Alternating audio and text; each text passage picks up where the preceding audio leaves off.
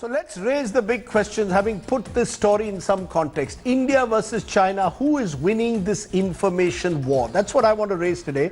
I'm joined by Einar Tangen, political commentator based in Beijing, to give us a Chinese perspective. Parthasarathy, former diplomat, joins me here, and Sadanand Dhume, resident fellow at American Enterprise Institute, to give a perspective from Washington, D.C., where he is located at the moment. Let me first come to you, Einar Tangen.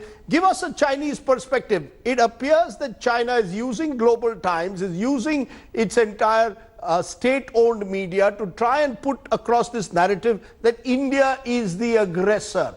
Would I be right? No, I don't think you're right. I'm not saying the aggressor. They're saying that they want to have India meet China halfway. I don't know exactly what that means, but I can tell you that both sides are playing to their domestic audiences. This is about face saving, about building trust, and it's not over yet. So before we start weighing in with invectives about how terrible China is, or China saying terrible India is, the issue is talk has prevailed.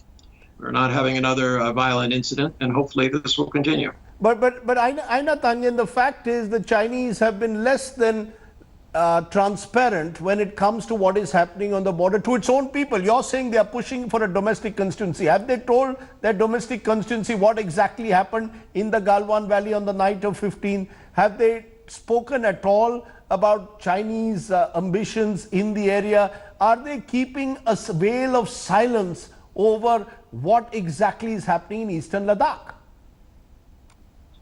No, I mean, there was no veil of silence. There was more attention being paid to COVID-19 than to this particular issue. But what was said by the department spokesperson was that they accused India of violating, attacking, coming across a line of control twice. And that's what exacerbated the incident where 20 Indian Jawans were killed. So at this point, as I said, both sides are trying to play to the domestic audience that they were right, the other one was wrong. But, let's keep this in perspective. Would you rather have people talking or shooting? Parthasarathy, do you agree with Mr. Tangen that this is about catering to domestic constituencies? Narendra Modi, Prime Minister Narendra Modi, is also pushing a narrative to cater to the domestic constituency, and that is exactly what President Xi is doing. Or do you believe, as a democracy, we are a far more open and transparent society when it comes to questions being asked about what's happening in Ladakh versus what the Chinese will do with their own domestic constituency? Well, what I heard from the previous speaker, I was wondering if it was from the Global Times, which is the Chinese Communist Party rag. Now, let me be very, very clear. The Chinese are isolated. They are hated by every neighbor whose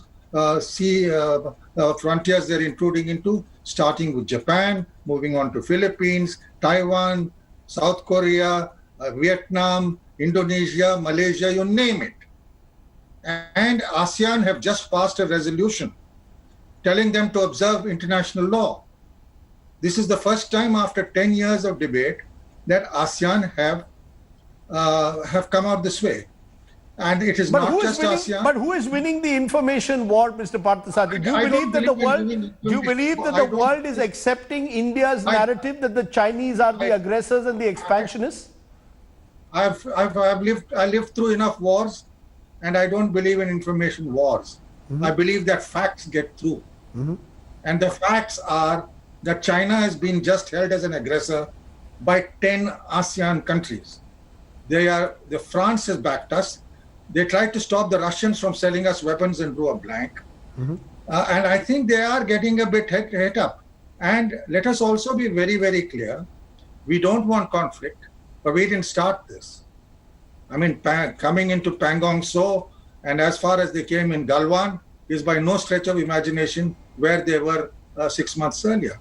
So I think we have won the facts. And the fact of the matter is, the Americans are with us. The Europeans are with us. The bulk of South Asia, it hates the Chinese for the way they bully them in the South China Sea. So I am not worried on the propaganda war at all, because facts speak for themselves. But having said that, China is a neighbor. We have to live in peace with them. And what we are doing is really negotiating something which is mutually acceptable. But I think the fact of the matter is that Pangong Tso is going to remain difficult, but we will negotiate it. And I think whatever China says, let me be very, very clear. Within China, there is a lot of unrest about why the names of their soldiers have not been given, why they have not met their families. And is that true? Is that true? Let me take that. Let me take that to Einar. You raise an important point. Let me take that to Einar Tangen. Einar Tangen, is there any disquiet in China that the names of possible officers or soldiers who died in that Galwan clash have still not come into the public domain? There was some calls for more disclosure, but right now on social media, that does not seem to be the high point. I think most people are believing that this situation has been diffused. There's more concern about the economic actions that India is taking against China at this point. A lot of it, regarding these 59 apps that have been pushed out, and also the state of relations. I think that's more on people's mind than anything else. Sadanand Dhume, give us the view from Washington. We are seeing statements coming in from Mike Pompeo, from others in Washington, firmly backing India. Is a sense in Washington that India is in the right, that China is the aggressor, and that this fits in with the Trump worldview as well. So, Raja, I'm not comfortable with the term information war. Let me just say this, or let me use another phrase for this, battle of perceptions. And I would say that this is operating in this case at two levels. The first is the one that you alluded to, which is who is in the right and who is in the wrong. And there I would broadly agree with Ambassador Parthasarathy that because the world sees a pattern in Chinese actions, particularly during the COVID era, whether it's in the East China Sea, whether it's in the South China Sea, whether it's with Vietnam or with other neighbors, I think that there is a general feeling that China has been acting aggressively, both on sea and on land, and that the action in the Himalayas fits into this pattern. Now, some strategic analysts have spoken of, actions India took in Kashmir in August last year, or on certain comments made by the Home Minister that may have precipitated this. But the broad view, I would agree with Ambassador Parthasarathy, has been sympathetic to India in the sense of India being seen as the defensive power in this context. But the battle of perceptions also exists at another level, which is, frankly, who is winning. And that, I think, the jury is still out.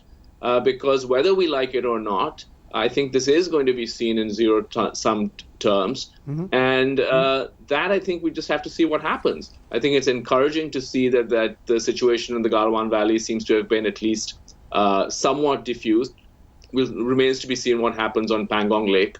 But if at the end of the day, let's just say hypothetically, the Chinese don't really pull back from positions they have occupied, then India could win the battle of perceptions in the sense of being seen as the victim, but it could lose the battle of perceptions in the sense of being seen as a weaker power that could not stand up to Chinese bullying. So I think it's a little bit more complex than just a question of who is the victim and who is the aggressor. Mr. Parthasarathy, take off from what Sadanand Dhume says, the battle of perceptions, especially domestically. The fact is Narendra Modi remains a very popular leader, and the BJP has always prided itself on a strong national security policy, and yet there are questions that are being raised about whether the government, whether this was an intelligence failure, whether the government's diplomacy towards China over the last few years has failed. To that extent, has the perception war been won or lost by the Modi government? Look, there are two things. The international perception we won hands down. I think Sadanand would agree with me on that, because China is the aggressor. It's an aggressor against every neighbor. You talk to the Vietnamese about the Chinese, and it's not funny what they have to say. So that perception, domestic perception, that's a different matter. Domestic, I'm afraid it's very polarized.